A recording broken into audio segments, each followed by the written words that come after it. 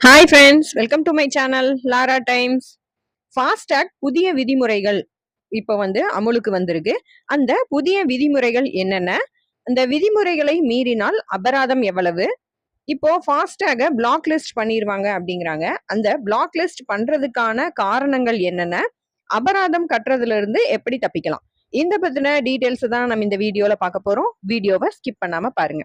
இது வரைக்கும் நம்ம சேனலை சப்ஸ்கிரைப் பண்ணாதவங்க சப்ஸ்கிரைப் பண்ணி வச்சுக்கோங்க.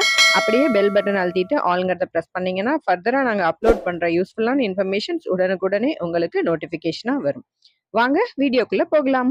ஃபாஸ்டாக் பயன்படுத்தும் வாகன ஓட்டிகளுக்கு 17/2/2025 முதல் புதிய விதிமுறைகள் அமலுக்கு வந்திருக்கு. குறிப்பா டோல் கட்டணங்களை நெறிமுறைப்படுத்துறதுக்காக இந்த ஃபாஸ்டாக் புதிய விதிமுறைகளை கொண்டு வந்திருக்கோம் அப்படின்னு சொல்றாங்க. முன்னாடி எல்லாம் சுங்கச்சாவடியை நெருங்கும் சமயத்துல கூட நம்ம ஓரமா வண்டியை நிப்பாட்டிட்டு ரீசார்ஜ் பண்ணுவோம். ஆனா இப்போ அப்படியெல்லாம் ரீசார்ஜ் பண்ண முடியாது. அவங்க என்ன சொல்றாங்க அப்படின்னா, நம்ம டோல்கேட்ட ரீச் பண்றதுக்கு 60 நிமிடங்களுக்கு முன்பாகவே, அதாவது 1 மணி நேரத்துக்கு முன்னாடியே நம்ம ரீசார்ஜ் பண்ணியிருக்கணும். நம்மளுடைய ஃபாஸ்டாக் அக்கவுண்ட்ல பணம் இருக்கணும் அப்படின்னு சொல்றாங்க. அப்பதான் இந்த டிரான்சாக்ஷன் ஏத்துக்கொள்ளப்படும். இப்போ சுங்கச்சாவடியை தாண்டியும் கூட 10 நிமிஷத்துக்குள்ள நம்மளோட அக்கவுண்ட்ல போதுமான பணம் இல்ல, அதாவது மினிமம் பேலன்ஸ் இல்ல அப்படின்னாலும் ஆல்ரெடி நம்மளோட அக்கவுண்ட்ல இருந்து எடுத்த பணமும் நிராகரிக்கப்படும். நம்மளோட அக்கவுண்ட்டை பிளாக் லிஸ்ட் பண்ணுவாங்க அப்படின்னு சொல்றாங்க. சரி, இப்படி பிளாக் லிஸ்ட் பண்ணுவாங்க அப்படின்னா என்னென்ன காரணங்களால இந்த ஃபாஸ்டாக் பிளாக் லிஸ்ட் செய்யப்படும் அப்படின்னு பாத்தீங்கன்னா, நம்மளுடைய ஃபாஸ்டாக் அக்கவுண்ட்ல போதிய பணம் இல்லாட்டியும் இந்த பிளாக் லிஸ்ட் பண்ணுவோம் அப்படின்னு சொல்றாங்க. கேஒய்சி அப்டேட் பண்ணாம இருந்தாலும் நம்மளுடைய ஃபாஸ்டாக் அக்கவுண்ட் பிளாக் செய்யப்படும்.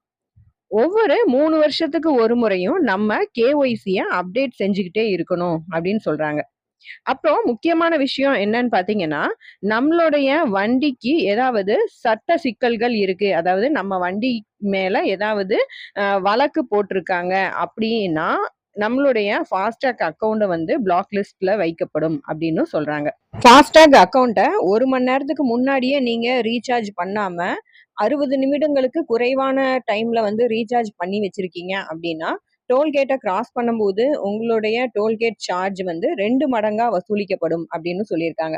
இப்போ நம்ம ஒரு லாங் டிஸ்டன்ஸ் டிராவல் பண்றோம் அப்படின்னா எத்தனை டோல்கேட் இருக்கு அப்படின்னு தெரிஞ்சா கூட நம்ம அந்த டோல்கேட்டுக்கு தகுந்த அளவுக்கு பணத்தை அக்கவுண்ட்ல வச்சுக்கலாம்.